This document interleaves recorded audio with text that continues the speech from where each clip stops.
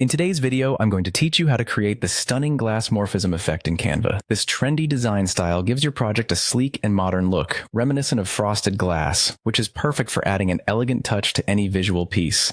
And the best part? You can achieve it in just a few minutes. So let's dive right in. First, you'll need to open Canva. If you haven't used Canva before, it's a fantastic, user-friendly design tool available online. After logging in, or signing up if you're new, you can begin by setting up your canvas. Now, let's start with a gradient background. This is crucial as it lays the foundation for that beautiful glass-like appearance. Within Canva, you can choose from a variety of pre-made gradients or customize your gradient with colors that match your aesthetic.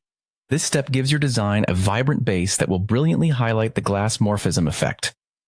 Next, navigate over to the Elements section in the left-hand menu. Here, you'll find a plethora of shapes and graphics, but for our purpose, you'll want to focus on shapes. Look for the rounded rectangle among the options and select it.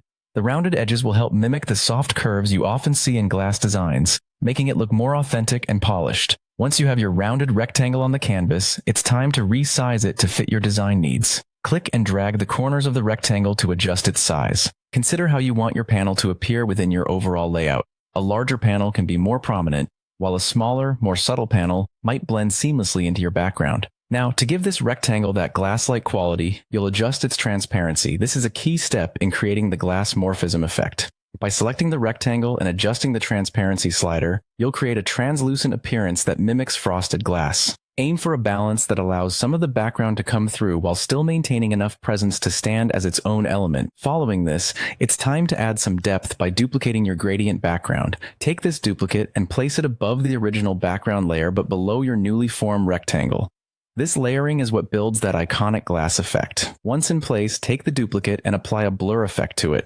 This will simulate the distortion you might see when looking through frosted glass. And there you have it. After perfecting the layers and the blur, you'll be ready to export your design. Choose between PNG or MP4 formats, depending on whether you want a static image or a dynamic video.